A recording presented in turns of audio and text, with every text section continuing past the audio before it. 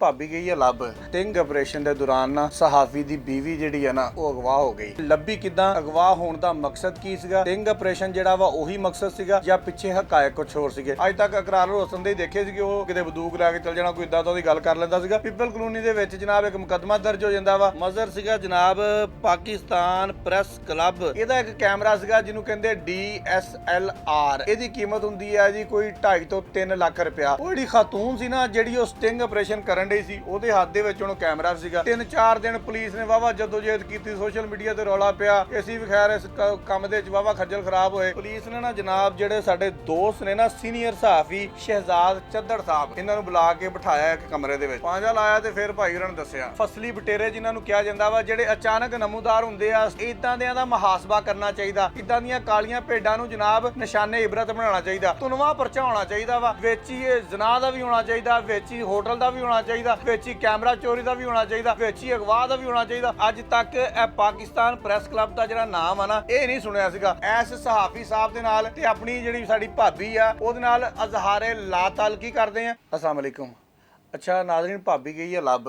ਪਿਛਲੇ ਨਾ 5 ਦਿਨ ਤੋਂ ਨਾ ਸੋਸ਼ਲ ਮੀਡੀਆ ਤੇ ਬੜਾ ਰੌਲਾ ਪਿਆ ਹੋਇਆ ਸੀਗਾ ਕਿ ਇੱਕ ਨਾ ਸਟਿੰਗ ਆਪਰੇਸ਼ਨ ਦੇ ਦੌਰਾਨ ਨਾ ਸਹਾਫੀ ਦੀ ਬੀਵੀ ਜਿਹੜੀ ਆ ਨਾ ਉਹ ਅਗਵਾ ਹੋ ਗਈ। ਤੇ ਉਹ ਹੁਣ ਨਾ ਪੁਲਿਸ ਨੇ ਕਾਫੀ ਜਦੋਜਹਿਦ ਕੀਤੀ ਆ।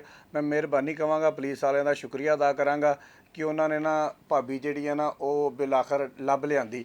ਤੇ ਪਹਿਲੇ ਥੋੜਾ ਜਿਹਾ ਵਾਕਿਆ ਦੇਖ ਲਈਏ ਕਿਉਂਕਿ ਸੋਸ਼ਲ ਮੀਡੀਆ ਦੇ ਉੱਪਰ ਨਾ ਬੜੀ ਲੈਣਾ ਲੱਗੀਆਂ ਹੋਈਆਂ ਕਿ ਕੀ ਹੋ ਰਿਹਾ ਕੀ ਨਹੀਂ ਹੋ ਰਿਹਾ।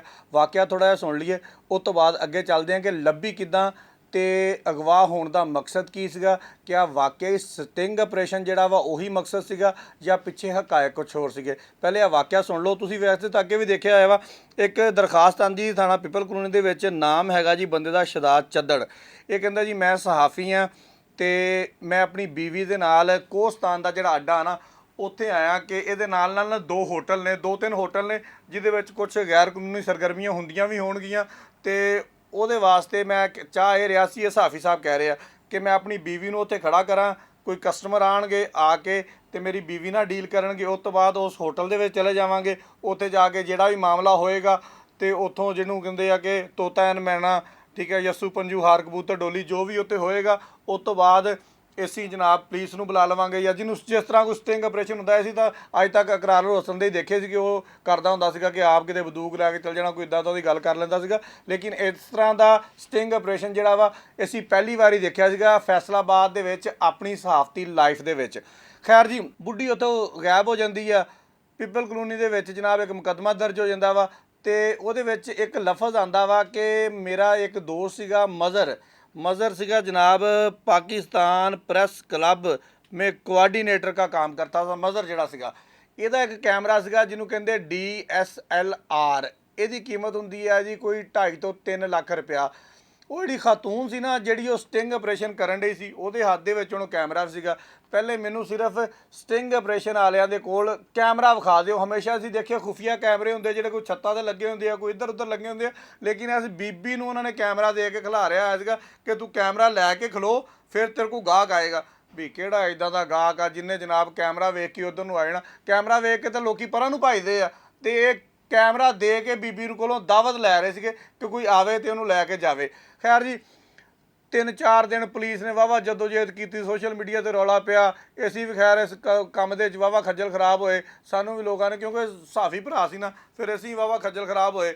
ਤੇ ਅਖੀਰ ਜਦੋਂ ਨਾ ਪੁਲਿਸ ਨੂੰ ਪਤਾ ਨਾ ਲੱਗੇ ਕੋਈ ਗੱਲ ਦਾ, ਪੁਲਿਸ ਨੇ ਨਾ ਜਨਾਬ ਜਿਹੜੇ ਸਾਡੇ ਦੋਸਤ ਨੇ ਨਾ ਸੀਨੀਅਰ ਸਹਾਫੀ ਸ਼ਹਿਜ਼ਾਦ ਚੱਦੜ ਸਾਹਿਬ, ਇਹਨਾਂ ਨੂੰ ਬੁਲਾਇਆ। ਇਹਨਾਂ ਨੂੰ ਬੁਲਾ ਕੇ ਬਿਠਾਇਆ ਇੱਕ ਕਮਰੇ ਦੇ ਵਿੱਚ। ਕਮਰੇ ਦੇ ਵਿੱਚ ਬਿਠਾ ਕੇ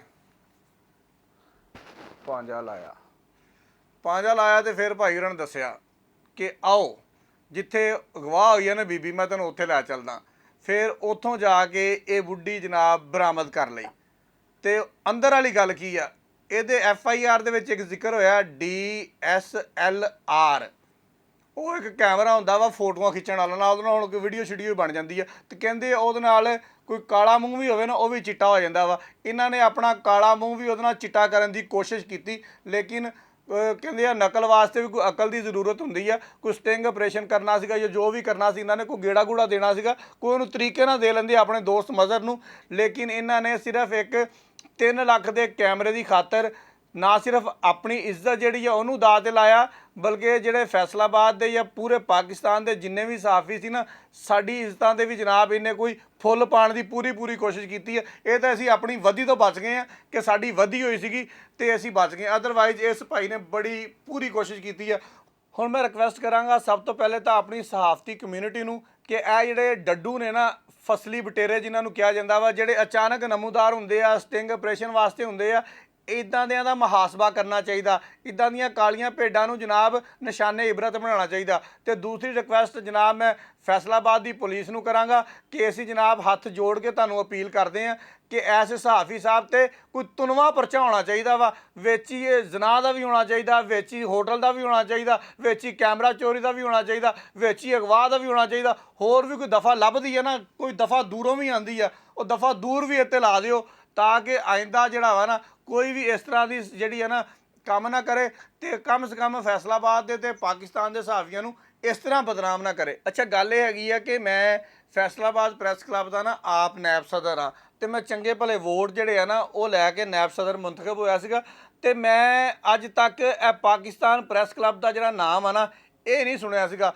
ਤੇ ਮੇਰੀ ਵੀ ਕੋਈ ਰਹਿਨਮਾਈ ਫਰਮਾ ਦਿਓ ਅਗਰ ਕੋਈ ਮੈਨੂੰ ਸੁਣਦਾ ਪਿਆ ਵਾ ਉਸ ਪ੍ਰੈਸ ਕਲੱਬ ਦੇ ਵਿੱਚੋਂ ਕਿ ਇਹ ਪ੍ਰੈਸ ਕਲੱਬ ਹੈ ਕਿੱਥੇ ਆ, ਤੇ ਇਹਦੇ ਵਿੱਚ ਇਸ ਤਰ੍ਹਾਂ ਦੇ ਕਾਰਨਾਮੇ ਸਰ ਅੰਜਾਮ ਦੇਣ ਵਾਲੇ ਸਹਾਫੀ ਕਿੱਥੇ ਪਾਏ ਜਾਂਦੇ ਨੇ। ਮੈਂ ਖੈਰ ਅੱਜ ਤੱਕ ਨਹੀਂ ਸੁਣਿਆ। ਖੈਰ ਅਸੀਂ ਆਪਣੇ ਪਲੇਟਫਾਰਮ ਤੋਂ ਇਸ ਸਹਾਫੀ ਸਾਹਿਬ ਦੇ ਨਾਲ ਤੇ ਆਪਣੀ ਜਿਹੜੀ ਸਾਡੀ ਭਾਬੀ ਆ ਉਹਦੇ ਨਾਲ ਅਜ਼ਹਾਰੇ ਲਾ ਤਾਲਕੀ ਕਰਦੇ ਆ। ਸਾਡਾ ਇਹਦੇ ਨਾਲ ਕੋਈ ਕਿਸੇ ਕਿਸਮ ਦਾ ਤਾਲੁਕ ਕੋਈ ਨਹੀਂ ਹੈਗਾ, ਲਿਹਾਜ਼ਾ ਸਾਨੂੰ ਮਾफ़ੀ ਦੇ ਦਿਓ। ਬਹੁਤ ਸ਼ੁਕਰੀਆ।